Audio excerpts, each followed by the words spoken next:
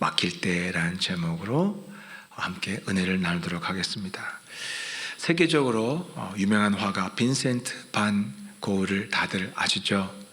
그런데 빈센트 반 고흐가 화가가 되기 전에 먼저 목사가 되려고 했던 사실을 알고 계셨습니까? 그건 목사 지망생이었어요.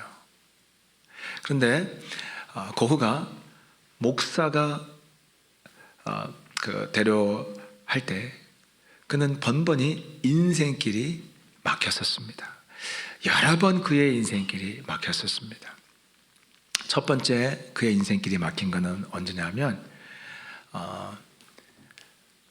미술 작품을 거래하는 미술 거래 장소에서 훌륭한 미술 거래상이 미술 작품 거래하는 상인이 되고 싶었는데 거기서 취업을 이제 했어요. 그런데 이 고흐가 조금 순수하고 그런 순수한 동기로 순수 미술을 사랑하는 마음이 있다 보니까 거기는 이제 비즈니스잖아요. 미술 수집상 거래상은 그러니까 그 상점에서 고흐가 비즈니스에 안 맞는 이렇게 행동을 하다 보니까 잘렸습니다. 그래서 그의 첫 번째 꿈이 좌절되었습니다. 그리고 두 번째 꿈은 뭐냐면 그게 좌절되니까 그래 나는 이제 교사를 해야겠다 하는 마음으로 영국의 한 기숙사 학교에서 보조교사 자리가 나가지고 거기로 갔습니다. 그래서 거기서 보조교사도 하고 주일에는 주일학교에서 아이들 설교도 하고 그렇게 하면서 꿈을 키우려고 했는데 막상 가보니까 정식 교사의 자리가 보이지 않는 거예요. 자기가 정식 교사가 될 수 있는 길이 전혀 보이지 않는 거예요. 결국 좌절하고 또 고향 네덜란드로 돌아오게 됩니다.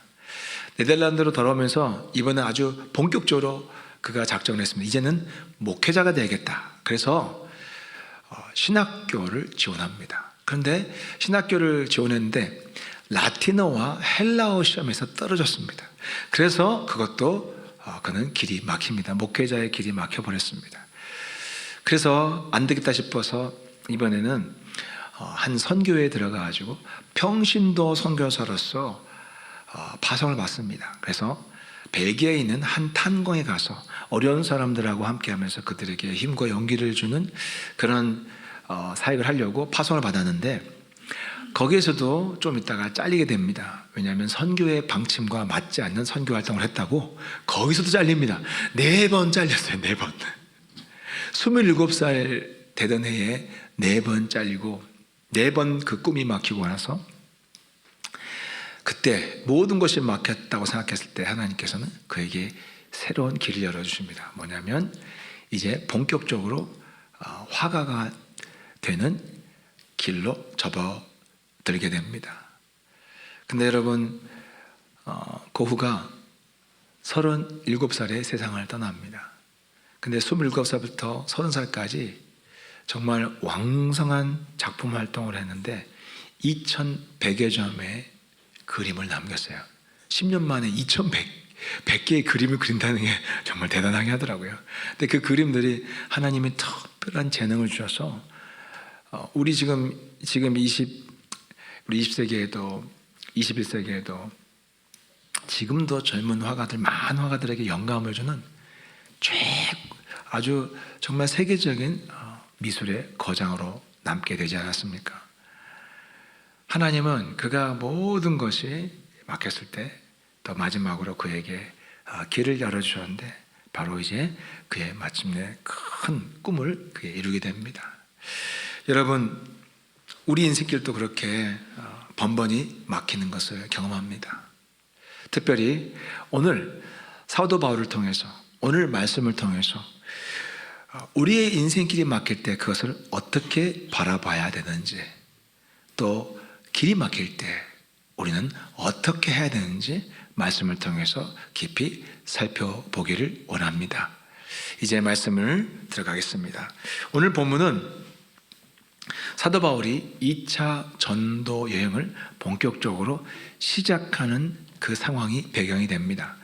2차 전도 여행을 준비할 때 안타깝게도 큰 다툼이 있었습니다. 누구와 다툽니까? 바나바와 다툽니다. 누구 때문에 다투냐면 1차 전도 여행 중에 중간에 선교지를 무단 이탈했던 마가를 두고 데려가느냐 안 데려가느냐를 가지고 바나바와 크게 다투게 됩니다. 바나바는 데려가자고 했고 바울은 절대로 데려갈 수 없다고 해서 둘이 결국 갈라서게 됩니다. 바나바는 마가를 데리고 가고 바울은 실라를 택해서 2차 전도 여행을 둘이 서로 반대 방향으로 1차 전도 여행했던 그 루트를 따라서 가게 됩니다. 바울은 중간에 루스드라에서 디모데라는 젊은 청년을 합류시켜서 선교팀을 꾸리게 됩니다. 그래서 바울은 실라와 디모데를 데리고 새로운 팀을 꾸려서 2차 전도 여행을 떠납니다. 이제 자기에게 맞는 사람들을 다 이렇게 뽑아가지고 이제 본격적으로 선교 여행을 떠나는데 그 가슴이 얼마나 벅차겠습니까? 야, 이제 1차 전도 여행에 이어서 2차 전도 여행 때 하나님께서 어떤 큰 성령의 역사를 보여주실까 꿈에 부풀었는데 가다가 바울은 큰 문제를 만나게 됩니다. 어떤 문제입니까? 2차 전도 여행의 길이 막히는 겁니다. 성령님이 그의 길을 막아버리신 것입니다. 자, 우리 다 같이 한번 본문 6절 한번 볼까요? 다 같이 한번 보겠습니다. 시작.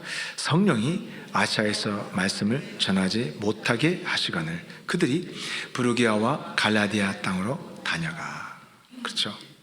아시아에서 복음을 전하지 못하게 막아버리셨다는 거예요. 근데 이건 바울이 그냥 그래 그럴 수도 있지 할 수 있는 문제가 아니에요. 왜냐하면 이건 바울에게 굉장히 심각한 상황이 펼쳐진 거예요. 왜냐하면 2차 전도 여행의 궁극적인 목적지가 아시아였기 때문이에요.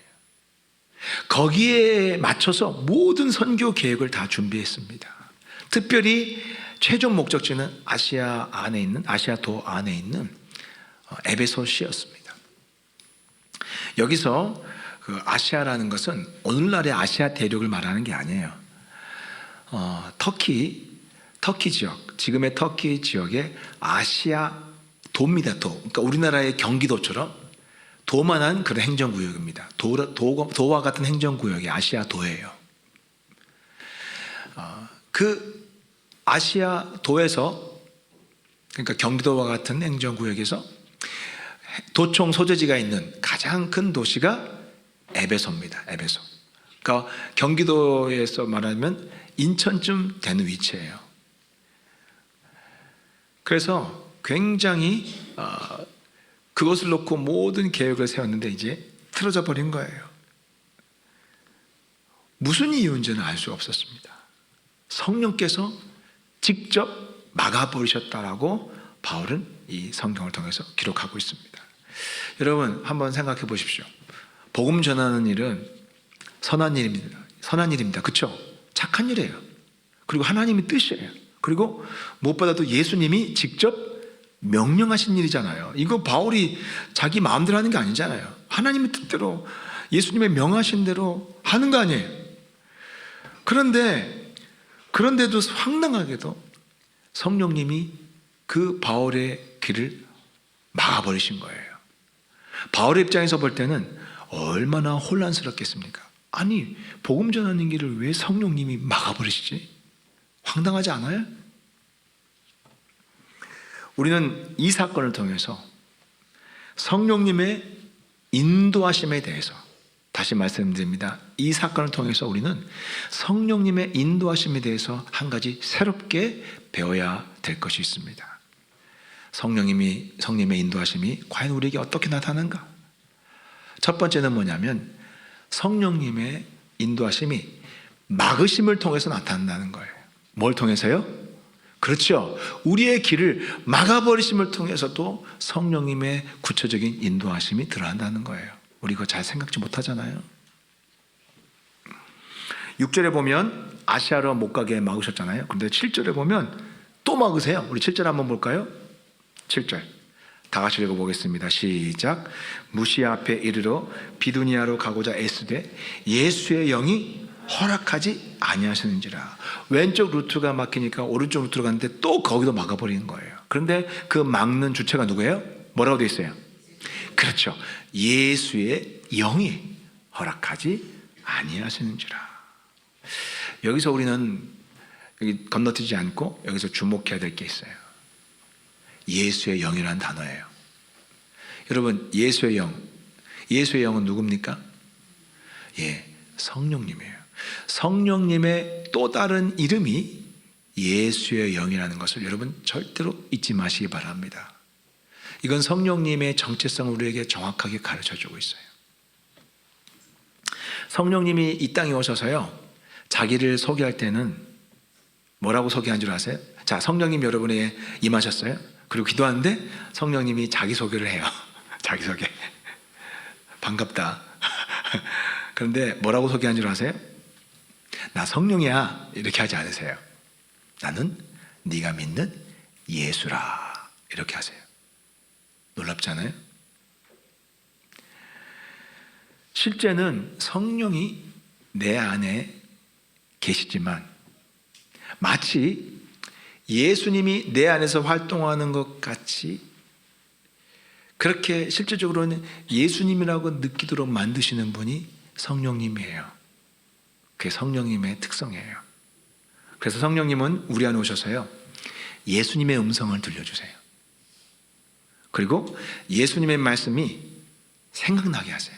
갑자기 성경이 있고 생각나잖아요. 예수님 말씀이 떠오를 때가 있어요. 성령님 하시는 거예요. 그리고 예수님의 뜻이 무엇인지 우리에게 어느 날 갑자기 이게 주님이 이걸 원하시겠구나라고 확 깨닫게 하시는 분도 성령님이에요.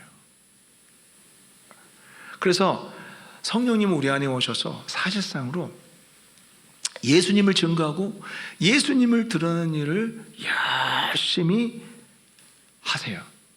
우리가 인간적으로 생각할 때 그러면 성령님 뭐냐? 성령님, 성부, 성자, 성령님 계신데 성령님이 우리 안에 오셔서 자기 이름으로 활동을 해야지. 자꾸 남의 이름, 예수님의 이름으로 활동을 하면 그 존재감이 없어져서 성령님이 싫어하지 않을까? 성령님이 내가 시다바리가 이렇게 말씀하지 않을까? 이게 그 사람들이 생각할 때는 성령님이 기분 나빠할 것 같아요. 그게 바로 인간의 생각이에요.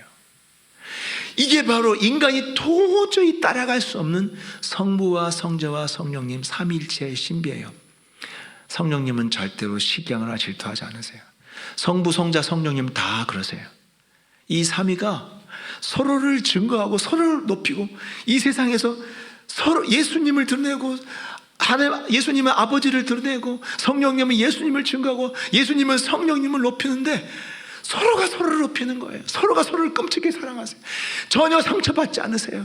성령님이 우리 안에 오셔서 예수님의 역할을 충실히 하는데 성령님은 전혀 상처받지 않고 오히려 기뻐하세요. 자기 역할을 충실히 하니까. 예수님도 거기에 대해서 말씀하셨어요. 우리 다 같이 예수님 말씀 한번 살펴보겠습니다. 요한복음 15장 26절 다 같이 한번 읽어보겠습니다. 시작.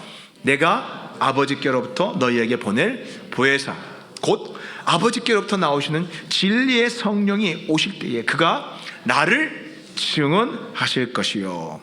그가 또 여기서 방금 읽었죠? 진리의 성령이 오시면 뭐 하신다고요? 우리 15장 26절 다시 한번 보겠습니다. 진리의 성령이 오시면 뭐 하신다고요? 그가 나를 그렇죠. 증거하시는 거예요. 성령님이 오셔서 하시는 일은 하면 끊임없이 유대 안에서 누굴 드러내요? 예수님을 드러내는 거예요. 예수님을 자꾸 각기시키는 거예요. 그게 성령님이 우리 안에 오셔서 하신 일이에요. 그 다음에 예수님 또 뭐라고 하시냐면 그 16장 14절 그가 여기서 예수님 말씀하신 거예요. 그가 누굴까요? 예수님 말씀하실 때 그가 성령님이에요. 성령님이 누구 영광? 예수님의 영광을 나타내리니. 그렇죠? 그래서 무슨 역사가 나타나면 성령님은 예수 이름으로 이루어진 것이다. 예수님 때문에 이렇게 되신 것이다. 예수님의 영광이다라고 성령님이 증거하신다는 거예요. 기가 막히죠? 그가 내 영광을 나타내니 내 것, 예수님 것이죠. 예수님 것을 가지고 뭐 하신다고요? 너희에게 드러내신다는 거예요. 알리신다는 거예요. 나타내신다는 거예요. 이렇게 성령은 예수님을 증거하러 오신 분이기 때문에 성령님의 별명이 뭐예요? 별명이 뭐예요? 예수의 영인 거예요. 예수의 영. 그래서 오늘 사도행전에 보면 성령님을 예수의 영이라고 말씀하고 있는 것입니다. 자, 아무튼 성령님이 서쪽으로 가도 막으시고 동쪽으로 가도 막으신 것입니다. 우리가 그 산길 도로를 따라 쭉 가다 보면 도로 안내 표지판이 나옵니다. 보면 직진 표시가 있죠. 직진 표시. 직진 표시가 있고 항상 직진 표시가 나오는 게 아니에요. 가다 보면 어떤 길에 가보면 X, 여기는 길이 없음, 정지, 막는 신호가 나와요. 우리는 한 가지 착각을 하는 게 있어요. 뭘 주로 많이 착각하냐면 성령님의 인도하심이 항상 이렇게 가라, 이렇게 가라, 어떤 직진 표시만을 성령님의 인도하심으로 생각하는 경향이 있어요. 그런데 실제로 그렇지 않아요. 표지판이 직진 표시도 있고 정지, 멈춤, 막는 표시가 있는 것처럼 성령님이 우리를 인도하실 때 의외로 막으시는, 정지시키시는, 막으시는 방법이 성령님이 우리를 인도하시는 방법으로 자주 나타난다는 것을 여러분 기억하시기 바랍니다. 성령의 인도하심이 막으심으로 나타난다는 것을 기억하시기 바랍니다. 막히는 것도 성령님이 자주 우리에게 가이드하시는 방식이에요. 미얀마 선교의 아버지라고 할 수 있는 아도니람 저드슨 선교사님이 있어요. 선교 단체에서는 아주 유명한 선교사님이세요. 이분은 미얀마 선교의 아버지라고 할 수 있는데 미얀마 그 성경을 번역하고 미얀마 언어를 체계적으로 문법적으로 정리하시고 그리고 미얀마에서 미얀마 사전도 영어 사전도 편찬하시고 미얀마를 위해서 헌신적으로 사시다가 거기서 돌아가셨어요. 근데 그렇게 미얀마를 사랑하셨던 분이 원래부터 미얀마 아니에요. 이분은 인도 선교사로 갔다가 거기서 동인도 회사에 의해서 추방당했던 분이에요. 그러니까 전혀 인도 선교사로 갔다가 그 길이 막혀가지고 돌아서 간 것이 미얀마인데 사실은 거기가 성령님의 인도하시는 선교셨던 거예요. 기가 막히죠. 우리가 아는 아프리카의 선교사 리빙스턴, 의사로서 평생을 아프리카에서 헌신했던 리빙스턴 선교사님 아실 것입니다. 리빙스턴 선교사님도 원래는 중국 선교를 지망하고 중국 선교를 준비하셨어요. 선교훈련도 중국으로 맞춰가지고 준비하는데 그런데 아편 전쟁이라는 바람에 막혔어요. 이거 어떡하지? 하고 있는데 아프리카 남아공 선교사로 활동했던 로버트 모펫이라는 선교사님이 남아공에 대해 아프리카에 대해서 설명을 하는 것을 듣고 마음이 감동해서 그쪽 아프리카로 가게 된 거예요. 그러니까 길이 막혀가지고 가게 된 게 아프리카 선교사였고 거기서 평생을 헌신한 거예요. 이렇게 올바른 길, 가치 있는 길, 그리고 당연히 해야 하는 일도 우리가 그 길을 따라 가는데 성령님이 막으시는 길, 길이 막히는 일들이 종종 우리에게 나타난다는 사실을 항상 기억하시기 바랍니다. 그래서 당황하지 마세요.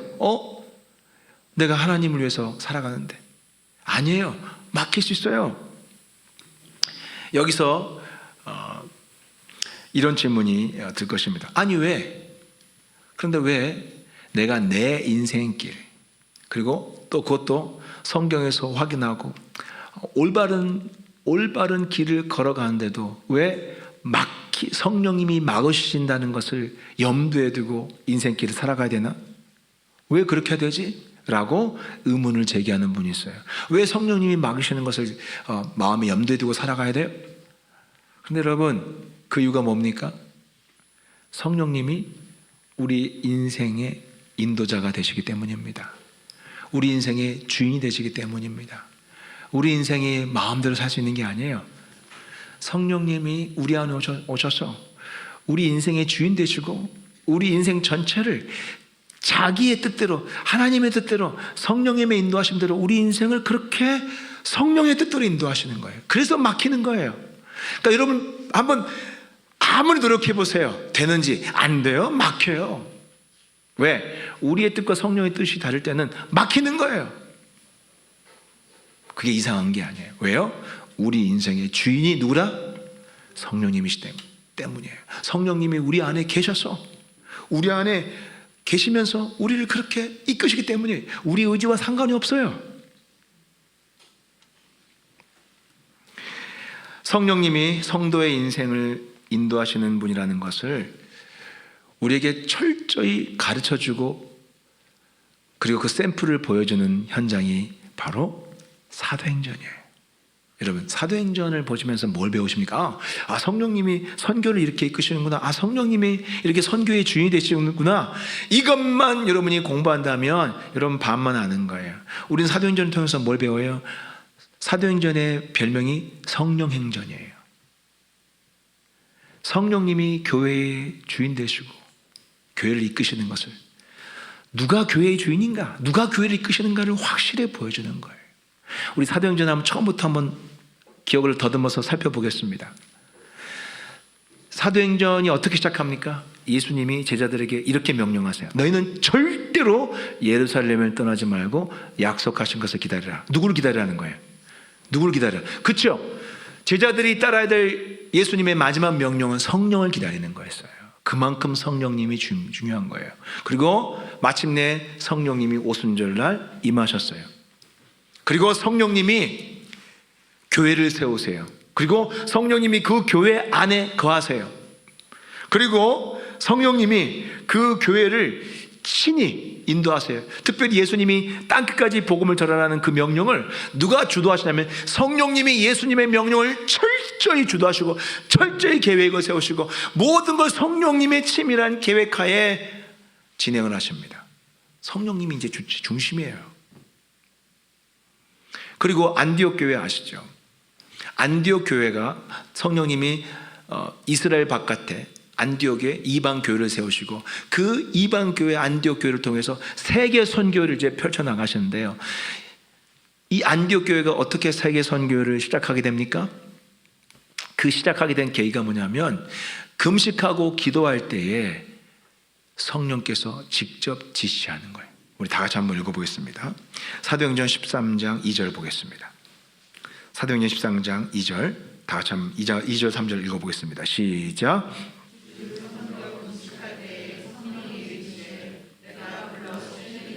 그렇죠. 주를 섬겨 금식할 때 누가 이뤘다고요? 그렇죠. 성령님이 교회 공동체에 직접 말씀하신 거예요. 직접 말씀하셨어요. 뭐라고 하셨어요? 그렇죠. 바나바와 바울을 따로 세우라 하시니 이에 금식하며 기도하고 두 사람을 안수하여 선교사로 파송하는 거예요. 자, 세계 선교를 시작하는 시점도 성령님이 결정하셨어요. 기도 중에 갑자기 말씀하셨어요. 그리고 누구를 선교사로 파송해야 될지도 성령님이 직접 명단을 불러주셨어요. 누구예요? 바울과 바나바예요. 이거 성령님이 다 하시는 거예요. 교회는 성령님이 이끄신 대로 따라가는 거예요. 자, 그런데 교회만 그럴까요? 교회만 성령님이 계시는 것이고 교회만 성령님이 이끄시는 것이에요? 아니에요. 우리 안에도 성령님이 성전으로 삼고 계시고 우리 인생도 성령님이 철저히 이끄신다는 것을 여러분 인정하셔야 돼요. 성령님이 임하시는 교회나 성령님이 임하시는 성도나 그 인생의 방향과 목적은 교회 목적과 성도의 존재 목적도 똑같아요. 여러분 그걸 아셔야 돼요. 차이가 없어요. 하나님의 뜻을 이루기 위해 존재하는 거예요. 우리가 구원받은 이상 우리의 인생의 방향은 이제 하나님을 향해 철저히 맞춰주게 돼 있어요. 그걸 누가 이끄자면 성령님이 이끄시는 거예요. 그러려고 우리 안에 오셨어요. 이제 성령님 오신 다음부터는요 우리 인생 우리 마음대로 안 돼요. 그 이야기를 고린도전서 3장 16절 한번 읽어볼까요? 다 같이 한번 읽어보겠습니다. 시작. 너희는 너희가 하나님의 성전인 것과 하나님의 성령이 너희 안에 계시는 것을 알지 못하느냐. 성령은 교회의 주인으로 오실 뿐만 아니라 우리 인생의 주인으로 오신 것을 믿으시기 바랍니다. 그래서 아까 거후가 일찍 목회자가 되려고도 했고 다른 길을 교사가 되려고도 했지만 그의 길이 모두가 다 성령님이 막으신 거예요. 왜? 그 인생 길은 성령님이 이끄시기 때문에 다른 길들은 성령님의 계획하신 길하고 맞지 않을 땐 차단시키시는 거예요. 따라서 우리의 인생 길도 이렇게 저렇게 막힐 수 있다는 것을 우리는 당연하게 생각해야 됩니다. 어떤 형제는 미국 명문대학에 합격했어요. 이제 출국이 가까워서 다 준비했는데 갑자기 사고가 났어요. 큰 사고가 나가지고 다 취소됐어요. 또 어떤 자매는 결혼을 이제 형제와 결혼하기 위해서 모든 거 다 준비되고 이제 결혼식만 앞두고 있었는데 일방적으로 형제가 그 결혼식을 취소했어요. 세상에서는 이걸 뭐라고 부릅니까? 불행하게 됐다. 불행한 일이라고 말할 수 있죠. 그런데 여러분, 하나님의 자녀들은 우리 인생에 일어난 이런 사건들을 보는 시각이 근본적으로 달라요. 성령님이 막으신 거예요. 어쩌면 그 인생이 불행하게 될 수 있기 때문에 성령님이 막으실 수도 있어요. 성령님이 그 인생을 다르게 인도하시려고 그렇게 막으실 수 있어요. 그러니까 세상 사람들은 불행이라고 말하지만 성령님은 우리 길을 다르게 인도하시기 때문에 그런 사건이 일어나는 거예요. 우리는 그걸 믿는 사람들이 하나님의 자녀예요. 그걸 가르쳐 주려고 사도행전을 읽게 하신 거예요. 왜요? 우리 인생 길을 이쪽도 막고 저쪽도 막고 다른 길을 여시는 거예요. 그걸 배우고 그걸 준비하고 그걸 기꺼이 좌절하고 낙심하고 절망하지 말고 성령님의 인도하심을 새롭게 바라고 기대하고 찾으라고 그렇게 인생을 살아가라고 가르쳐 주려고 사도행전을 쓰신 거예요. 그래서 예수 믿고 인생이 안 풀렸다는 분이 있는데 안 풀리는 게 아니에요. 내 인생이 내 뜻대로 안 되고 성령님의 뜻대로 흘러가는 거예요. 사실은 안 풀린 게 아니라 잘 풀리고 있습니다. 성령님이 잘 풀어가고 계십니다. 그걸 믿으시기 바랍니다. 혹시 내가 준비했던 어떤 길이 막혔습니까? 하나님의 자녀들은 이것을 성령님이 내 인생을 확실하게 인도하는 표적으로 받아들이시기 바랍니다. 성령님이 막으실 때는 다른 길을 반드시 예비하고 계세요. 왜냐하면 내 인생의 주인이시고 또 내 인생을 가장 선하게 인도하시는 분이기 때문입니다. 선을 목적으로 내 인생을 가장 좋은 길로 인도하러 오신 분이 바로 성령님이라는 사실을 믿으시기 바랍니다. 그래서 로마서 8장 28절 한번 읽어볼까요? 다 같이 읽어보겠습니다. 로마서 8장 28절 시작. 우리가 알거니와 하나님을 사랑한 자 곧 그의 뜻대로 부르심을 입은 자들에게는 모든 것이 합력하여 선을 이루느니라. 왜 모든 것이 합력해요? 왜 어떻게 모든 것이 합력해요? 내 인생이 이렇게 맡기고 저렇게 맡기고 저렇게 여러분, 이 모든 걸음을 총괄적으로 인도하신 분이 누구기 때문이에요? 성령님이기 때문이에요. 때로는 직진, 때로는 좌회전, 때로는 우회전, 때로는 유턴, 때로는 정지. 아니야. 이 모든 신호를 다 사용하셔서 우리의 길을 선하게 이끄시는 분이 분명히 내 안에 존재하기 때문에 그걸 믿기 때문에 합력하여 선을 이룬다는 것을 고백하는 거예요. 믿습니까? 그걸 믿으셔야 돼요. 예수님을 믿고 성령님이 우리에게 임하신 인상, 이제 여러분 인생 여러분 거 아니에요. 성령님이 철저하게 여러분을 붙드시고 이끌어 가시는 걸 믿으시기 바랍니다. 그래서 여러분 그것이 한때로 처음에는 불편하지만 사실 그것이 여러분의 인생에 참 평안을 줍니다. 내가 미리 염려할 거 없어요. 내일 일은 성령님이 인도하십니다. 그리고 자녀를 키울 때도 마찬가지예요. 우리 자녀들도 내가 마음대로 아이의 인생을 결정하는 거 아니에요. 성령님이 저 아이의 인생의 주인이시고 때가 되면 성령님이 그 아이를 이끌어 가시는 거예요. 여러분이 자녀들의 개입해서 자녀들의 인생을 좌지우지하려고 하지 마세요. 그게 망하는 길이에요. 막혀요. 돈을 어마어마하게 쏟아붓고 내가 내 아이의 인생을 만들려고 생각하는 순간 여러분 때로는 여러분이 다 쌓는 공든탑이 무너지는 것처럼 성령님이 다 컷해버릴 수 있어요. 어리석은 일이에요. 처음부터 어렸을 때부터 항상 고백하시기 바랍니다. 성령님, 이 아이를 인도하옵소서. 성령님이 이 아이의 주인이십니다. 이 아이에게 주신 은사대로 성령님이 이 아이가 깨닫게 하시고 능력을 발견하게 하시고 이 아이가 소망을 갖게 하시고 그쪽 길을 따라가게 하여 주시옵소서. 성령님 인도하여 주시옵소서. 이렇게 항상 성령님을 인정하고 그 아이의 인생을 성령님께 의탁할 때 여러분, 성령님이 중간중간 여러분들에게 어떤 길로 아이를 안내될지 성령님의 아이와 여러분의 마음에 일치하면서 그 길을 걷도록 도와주실 거예요. 그러면 안전합니다.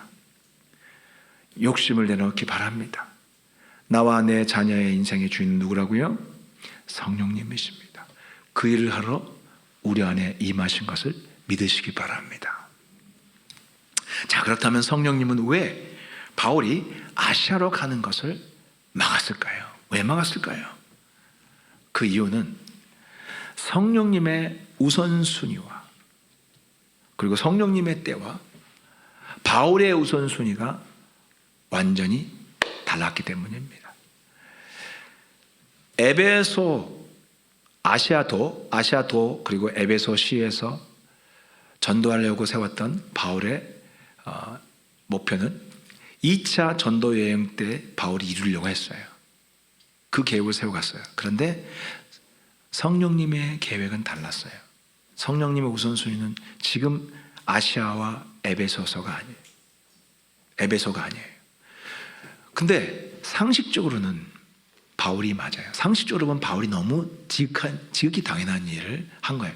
그 땅이 내륙 지역이고 내륙으로 다 당연히 한 땅으로 연결되어 있고 길이 다 연결되어 있어서 이제 누가 보더라도 충청도 전도했으면 경기도 쪽으로 가야 되잖아요.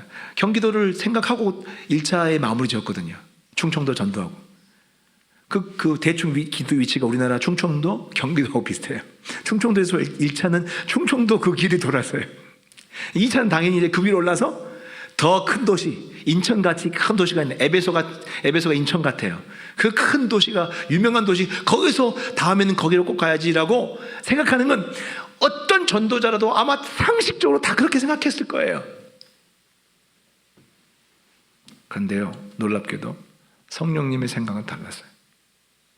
성령님은 거기를 건너뛰어서요, 바다 건너 다른 대륙 유럽 쪽으로 성령님은 바울을 보내려고 하셨던 거예요.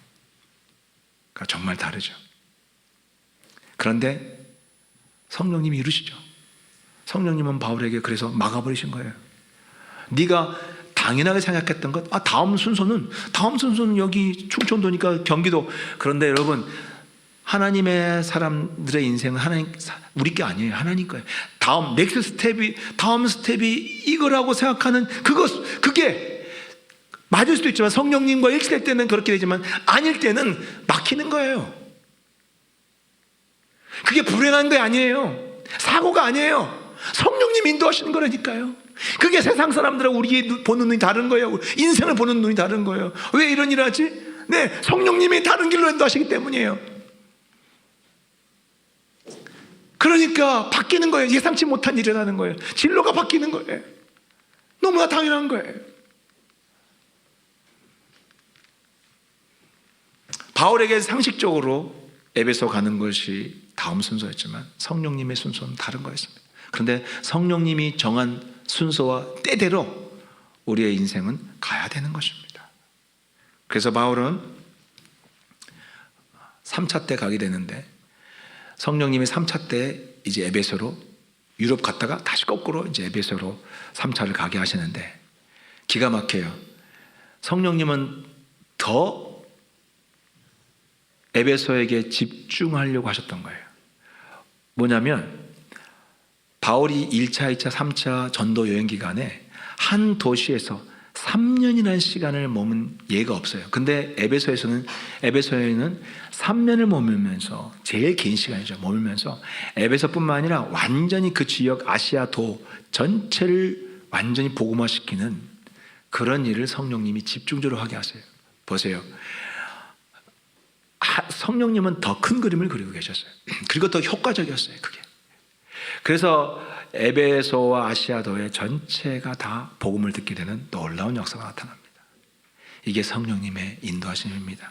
성령님을 따라가는 것이 인생의 정답인 것을 믿으시기 바랍니다. 따라서 우리가 성령님의 인도하심에 대해서 두 번째로 배워야 될 것이 뭐냐면, 성령님의 순서와 때가 따로 정해져 있다는 사실이에요.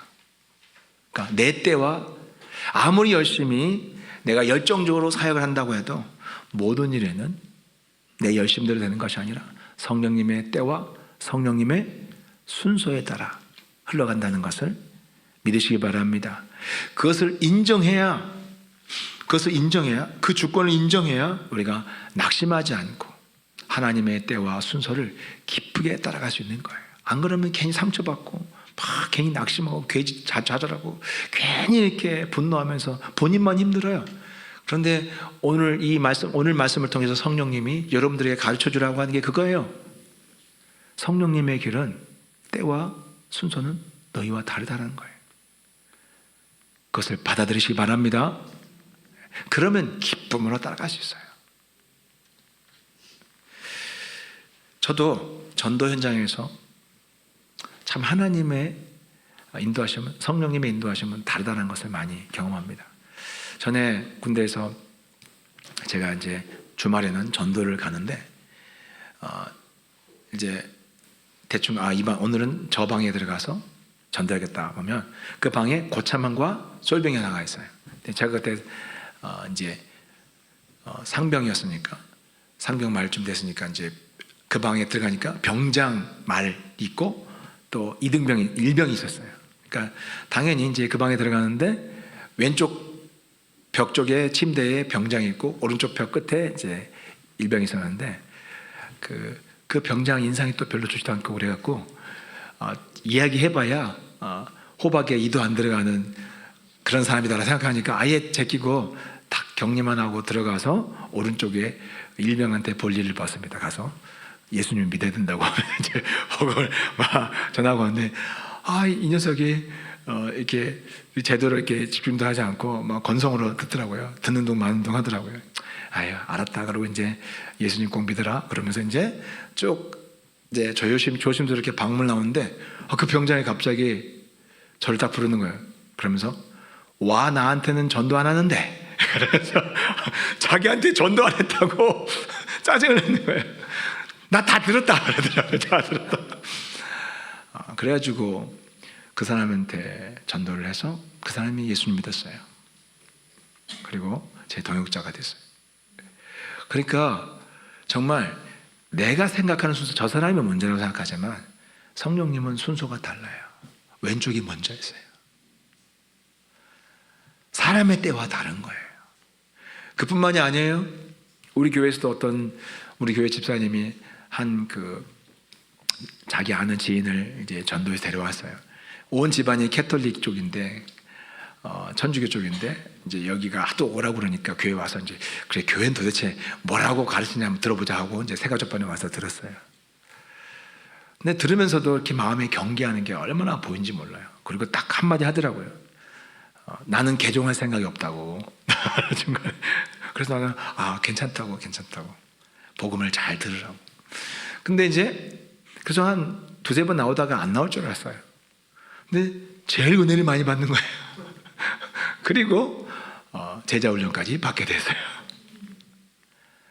정말 저는 생각도 못했어요. 난 진짜 두세 번 나오다가 안 나올 거라고 생각했어요. 전혀 생각지 못한 사람을 생각지 못한 때에 성령님이 역사하시는 거예요. 우리의 순서와 우리의 때와 순서와 달라요. 그런 면에서 볼 때 우리 남명학사, 지금까지 우리 남명학사는 전도의 문이 열리지 않았어요. 그런데 하나님 성령님이 정하신 때와 순서가 되면 활짝 열릴 것을 믿습니다. 그래서 낙심하지 않고 기다릴 수 있는 거예요. 성령님이 여시면 열립니다. 여러분, 우리의 인생 길을 막힐 때 항상 그렇게 바라본 저와 여러분 되시기 바랍니다. 바울도 여기저기 길이 막히면서 마음이 많이 심란했을 것입니다. 그런데 성령님이 막으실 때는 이걸 믿어야 돼요. 성령님이 이 길 저 길 막으실 때는 반드시 어느 한쪽이 열려 있습니다. 이걸 믿으시기 바랍니다. 여러분도 인생길이 여기저기 막히면 다 막지 않으세요. 성령님이 다 막은 법이 없어요. 여기저기 다 인생길이 막히고 여기저기 고난의 길이 있으면 항상 숨구멍을 열어주시고 항상 성령님이 내가 생각지도 못한 길을 준비하고 계시는 이 사실을 믿으시기 바랍니다. 그런데 그 열린 길은 아무 데나 보여주지 않으세요. 우리가 길이 막혔을 때 집중적으로 기도할 때 성령님이 어느 순간 성령님이 우리에게 열어놓으신 또 다른 길을 어느 순간 확 보여주시는 거예요. 사도 바울도 길이 막힐 때 집중적으로 하나님 앞에서 기도했습니다. 그렇게 기도하면서 인도하심을 구했는데 마침내 어느 날 성령님이 그에게 환상을 보여주셨습니다. 우리 9절 한번 볼까요? 9절 10절 9절 10절을 다 같이 보겠습니다. 시작. 밤에 환상이 바울에게 보이니 마게도냐 사람 하나가 서서 그에게 청하여 이르되 마게도냐로 건너와서 우리를 도우라 하거늘 바울이 그 환상을 보았을 때 우리가 곧 마게도냐로 떠나기를 힘쓰니 이는 하나님이 저 사람들에게 복음을 전하라고 우리를 부르신 줄로 인정함이라라. 환상 중에 마게도냐 복장, 그러니까 유럽 복장이죠. 유럽 사람이 대륙 쪽이죠. 마게도냐 복장을 입은 사람이 꿈에 나타나가지고 오라고 우리한테 와서 우리 좀 도와라고 이렇게 손짓을 하는 거예요. 사도 바울은 그 환상을 보고 성령님이 이쪽으로 가라고 하시는구나, 이 길이었구나, 그래서 막으셨구나 라고 깨닫고 즉시 순종해서 바다를 건너서 마게도냐로 들어가게 됩니다. 그래서 인간의 순서라면 당연히 충청도 옆에 경기도지만 바다 건너서 일본으로 가는 것처럼 바다 건너서 바울이 유럽을 먼저 전도하게 된 것입니다. 그래서 아시아보다 유럽이 먼저 복음을 전하게 되었어요. 이게 바로 성령님의 인도하심입니다. 좌우가 막히면, 그리고 좌우가 막혀서 절망적인 상황에 기도할 때 성령님이 새로운 길을 보여주시는 것입니다. 서울에서 사역을 하시던 어떤 목사님이 강원도 정선에 내려갔어요. 강원도 정선으로 내려가지고 어디서 개척을 했냐면 정선의 한 그 요양원에 노인들 계시는 요양원에 가서 거기 건물을 빌려서 주일만 빌려가지고 거기서 예배를 드렸습니다. 개척을 하고 예배를 드렸습니다. 그래서 그 교인들은 주로 요양원 할머니 할아버지들과 그리고 동네 주민 몇 사람이었습니다. 그렇게 또 이분은 감사함으로 요양원에서 예배를 드리는데 코로나가 터졌어요.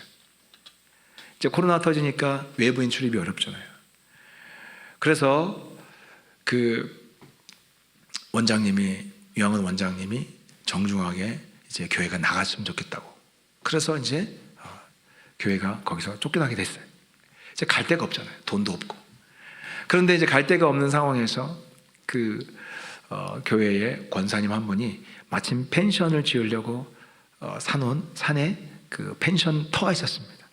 그 맨 땅이 있는데 거기에다가 임시 텐트 천막을 치고 교회를 거기서 다시 개척했어요. 그래서 또 이제 감사하죠. 그런 데로도 있으니까 산 중턱이지만 거기서 다 이제 찬성하고 이제 막 반주 틀어놓고 또 기도하고 막 그런데 또 갑자기 문제가 생겼어요. 거기 산 중턱이다 보니까 조금만 찬송하고 박수치고 찬양하고 기도해도 온 산이 울려요. 그래서 아래 동네 주민들이 전부 다 실시간으로 듣는 거예요. 그러니까 동네에서 시끄럽다 막 그러면서 올라와가지고 이게 산 중턱에서 뭔 짓이냐 그래가지고 또 예배가 중단이 됐어요. 목사님과 또 성도님들이 얼마나 마음이 아프겠습니까? 이젠 진짜 여기저기 다 막혀가지고 할 수 있는 게 뭐예요? 이럴 때 우리 그리스도인들의 힘은 뭐예요? 기도하는 것밖에 없어요. 여러분, 절박할수록 또 간절하게 기도되잖아요. 절박할 때 기도가 진짜 파워풀해요. 절박할 때 하나님께 간절히 기도하면 진짜 기적이 나요. 그런데 우리 성도님들 아쉬운 게 뭐냐면 절박하는데 기도에 집중을 안 해요. 기도에 집중하면 그때가 기적이 나는데 그냥 나야 날 빠져가지고 아이고 힘들어 죽겠다, 어떻게 되겠지. 이렇게 하면 여러분 그냥 시간이 지지부진해서 길어지는 거예요. 좀 딱 정해서 시간을 딱 떼놓고 이틀이든 3일이든 막 하나님께 때를 쓰면서 살려달라고 집중을 해야 됩니다. 그럴 때 기적이 나타나는 거예요. 이 교회도 하나님께 그렇게 기도를 하던 중에 어느 날 목사님이 기도하는데 갑자기 성령의 음성이 들렸어요.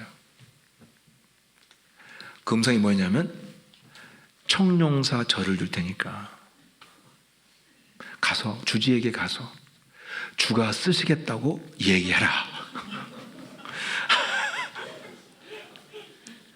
여러분이 이런 음성을 들었다면 어질어질하겠죠. 정신이. 사탄아 물러가라 그러지 않겠어요? 이거 장난치나 지금 그러지 않겠어요? 목사님도 그 음성을 듣고 나서 4개월 동안 그 음성을 실천을 못했대요. 여러분 솔직히 말해서 이거 되게 위험한 일이에요. 가서 청룡사 주지한테 가가지고 주께서 쓰시겠다니 오늘부터 다음부터 교회로 쓸 거예요 이야기를 하면 신문 나지 않겠어요? 바로 신문사에 전화해가지고 방송사 나와가지고 교회가 또 사고를 쳤다. 뭐 절에서 저를 그 교회에서 예배드리겠다고 뭐 그렇게 말했다고 그러지 않겠어요? 근데 점점 성령님이 마음에 그 두려움을 주셔서 안 하고는 못 배겨가지고 목사님이 갔대요. 가서 청룡사 주지한테 가가지고 그대로 했어요. 하나님이 이 절을 주시겠다고 하셨고 가서 주지에게 전하라고 주가 쓰시겠다고 말을 하고 했다. 거기까지 딱 이야기를 했어요. 그러니까 주지가 딱 이 목사님이 생각할 때는 막 엄청 화를 낼 것을 생각했죠. 그런데 아무 말 안 들어요. 그러니 나를 따라오라고 하면서 자기를 데리고 나가더래요.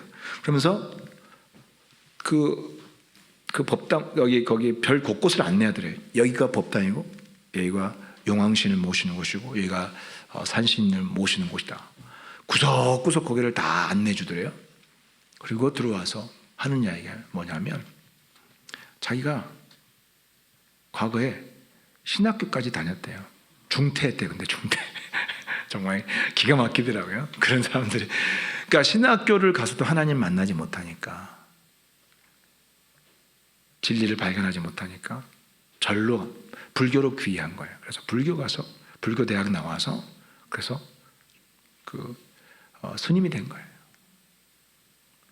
그런데 그래도 거기서 찬송도 부르고 또 하나님을 듣고 신학 공부까지 했던 사람이니까 목사님이 와가지고 여기는 하나님 땅이라고 하니까 확 그게 굉장한 권위로 압도하는 어떤 뭐 힘이 확 자기에게 오면서 그런 생각이 들어요.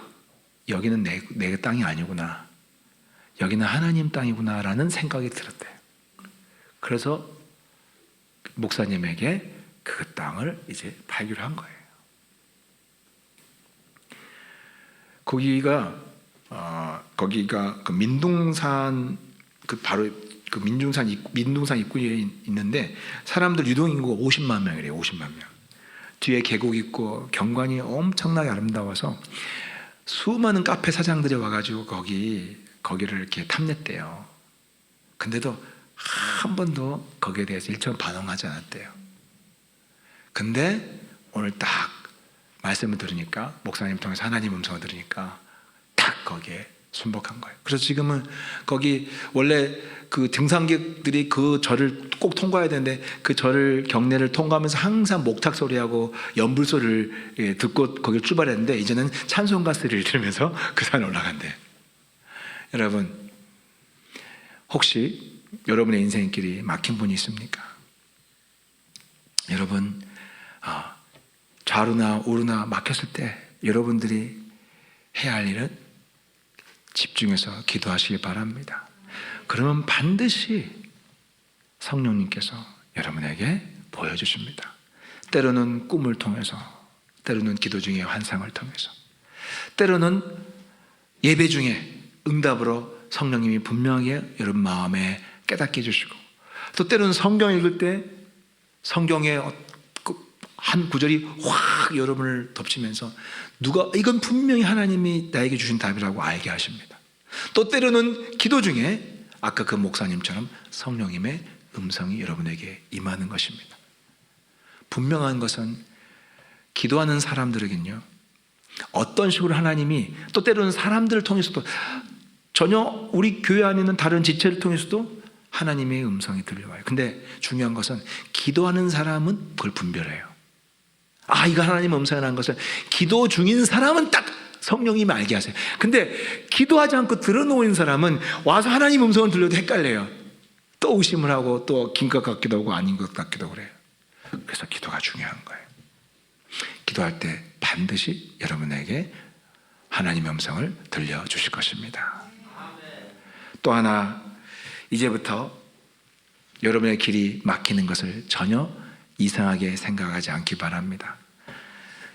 여러분의 길이 막힌다면 성령님이 여러분을 확실하게 인도하고 계신다는 것을 믿으시고 또 다른 길을 준비하셨음을 믿고 그 길을 찾아서 성령님과 함께 그 길을 찾아가는 여러분 되시기를 주의 이름으로 축복합니다. 기도하겠습니다.